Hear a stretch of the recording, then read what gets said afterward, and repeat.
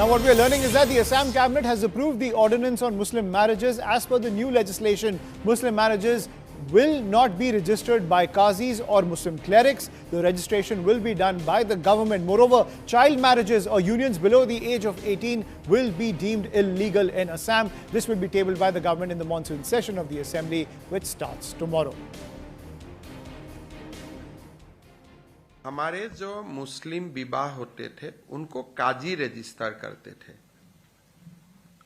आज से ये सरकार में रजिस्टर होगा और उस बिल में पहले प्रावधान था कि माइनर का मैरिज भी रजिस्टर हो सकता है।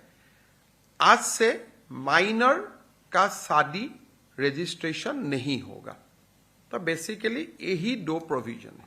Basically, child marriage. We want to attack on the child marriage.